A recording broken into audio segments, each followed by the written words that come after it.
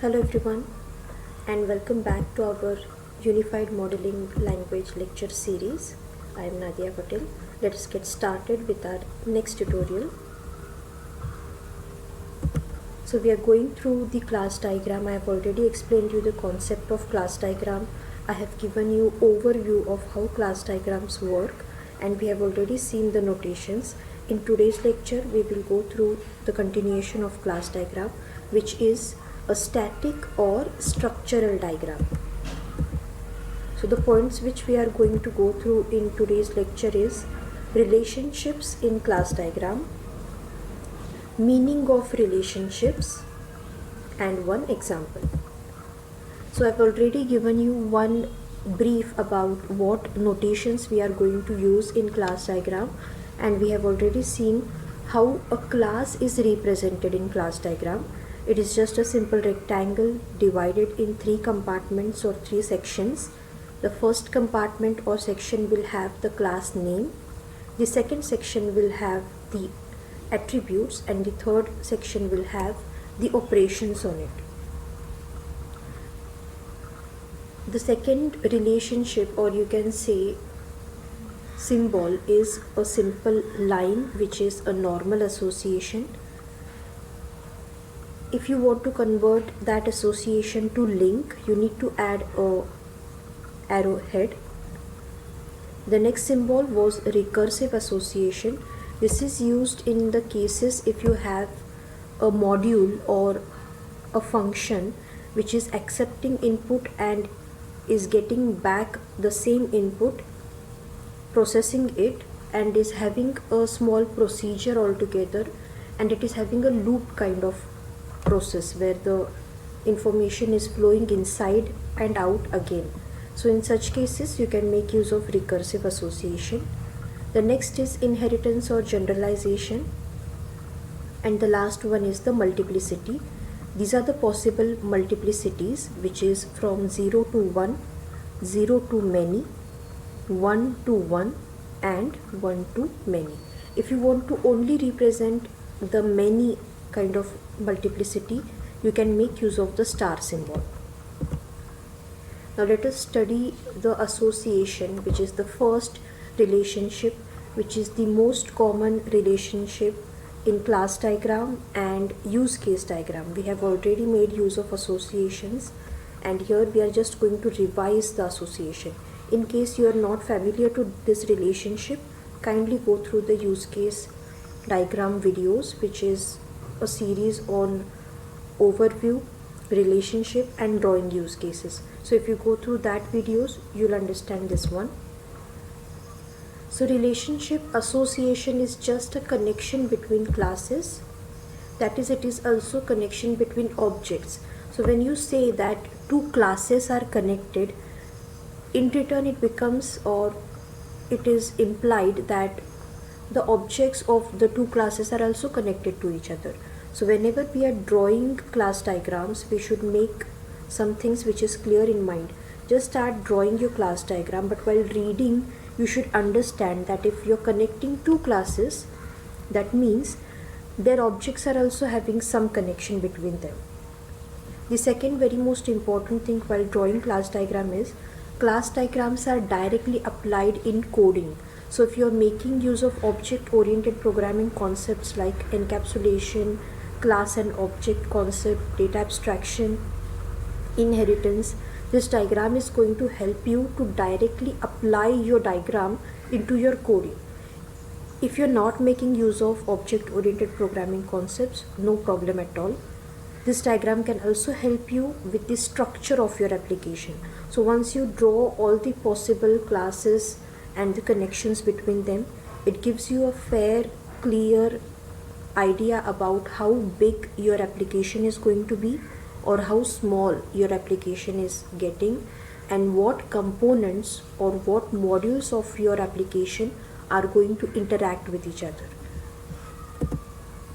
So this association is normally bidirectional. As you can see, it is just a simple single line without any arrowhead.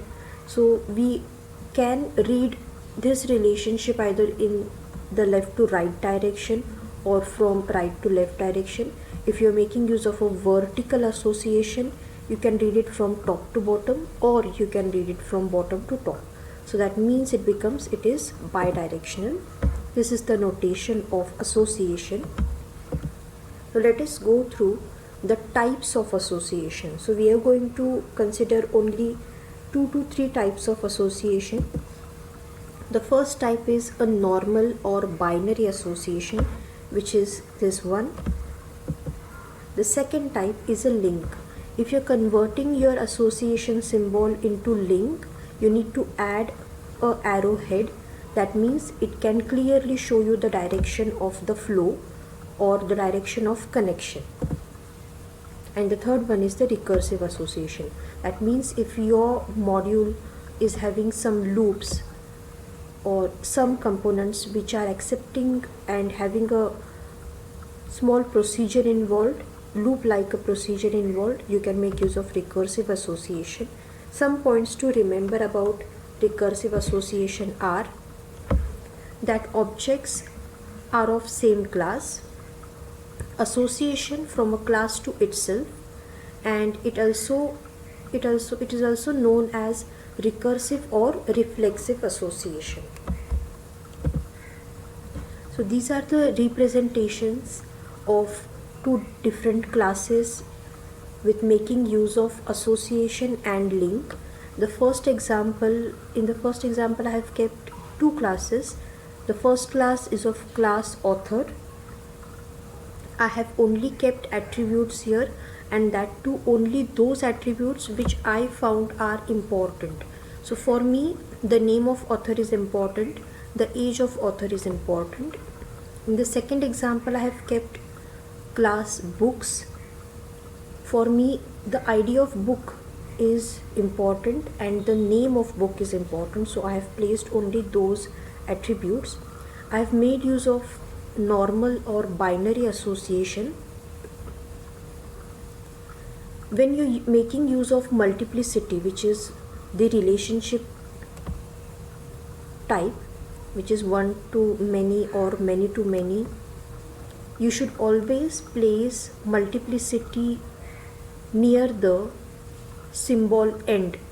That means near the relationship ends. This is the association end. So you should keep your multiplicities near the association ends. This is known as the role name.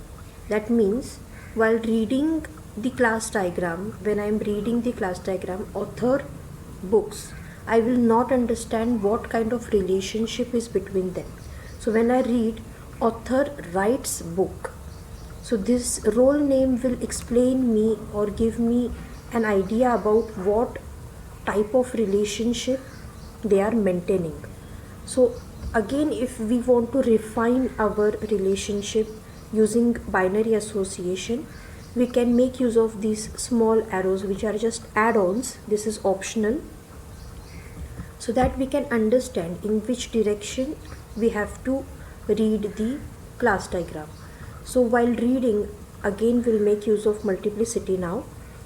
One author writes one or many books, or it can also be many author write one or many books. So one book can also have multiple authors. If there is a one big reference book you might have gone through, there are 2 or 3 authors involved. So it can also be like many authors write one book, many authors write many books, one author writes one or many books. This is how a class diagram should be read. So let us go through the labeling. This is the role name. Role names are the keywords, or you can say this is just one simple word. You are not allowed to write a whole statement here. There should be only one word which should explain the type of relationship they are maintaining. So this is the role name. This is multiplicity, which should always be placed near the association ends. These are the association ends. And finally, this is the navigation. This is optional. If you want to add navigation, you can. Otherwise, there is a symbol which is link. You can make use of link symbol. Here I have kept two different classes now. The class person is having name and is having salary. Class car is having name and is having type as attribute. Again, while reading, I have kept role name as buys. This can be different. You can also use owns, or for simplicity you can make use of word has. Person has car, person owns car. So here I have kept person buys car. So while reading, I'll read one person buys 0 or many car. Now it is not a compulsion that every person should have a car. So while keeping multiplicity, I have kept from 0 to many. So it can also be read many person buy many car. One person buys 0 or more car. So this is how you should place your classes. You should connect them using your relationships. Now I have made use of association. You can make use of generalization or link. Do not forget to write a proper role name and multiplicity so that you can refine your class diagram while reading. And the important attributes. This one is the recursive association example. I have made use of network node. If you people are familiar to networking, how the computer networks work, there is a network node. If it is a server, it will have connections going out and some connections going in. So in such case, if you want to represent the server, you can make use of recursive association.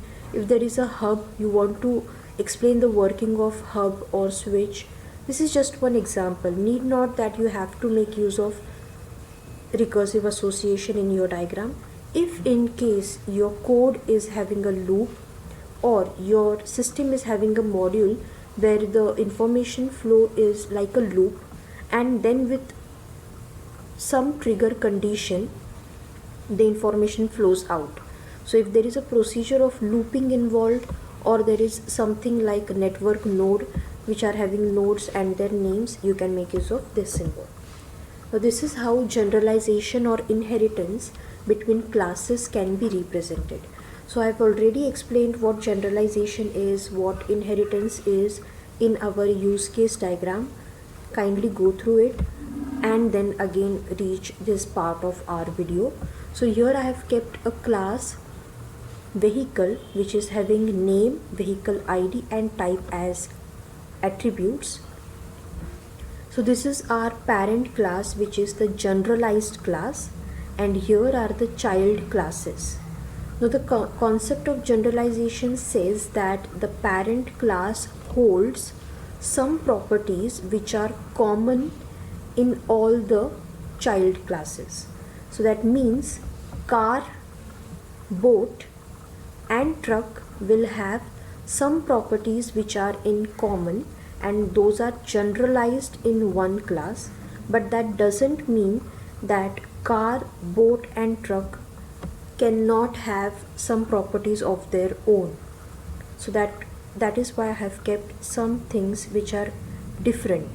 The common properties will be inside the class and the differing properties will be kept inside the respective classes. So here mode of transport is something which differs all the three classes. That means the car is driven on road, the truck is driven on highways. Boat is a water mode, so you can use water as the mode of transport. Capacity is different. The capacity of car is different. If it is a big car, it can hold 7 to 8 people can travel with some conjunctions.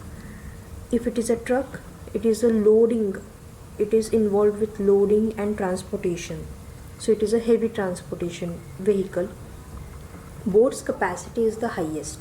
So these are some things which are different, but they have something which is common, which is it is used for transportation. They are going to have an ID, they are going to have some types, so that is generalized and kept in this class. The second thing which you should remember while drawing class diagram is, need not that you connect only two classes in class diagram. You can connect a class and an object also. So here I have created one object of class car.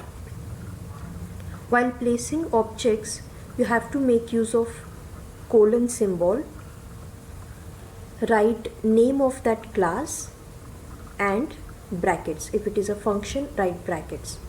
So this is how an object can be represented. While connecting, you can make use of association or link.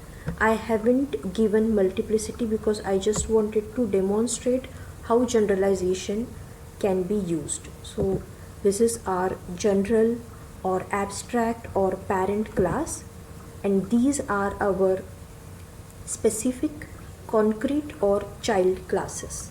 Now let us go through one big example of customer placing order. I have only picked one module, which is customer placing order. I have started writing all the possible elements which I thought should get included in customer's bill.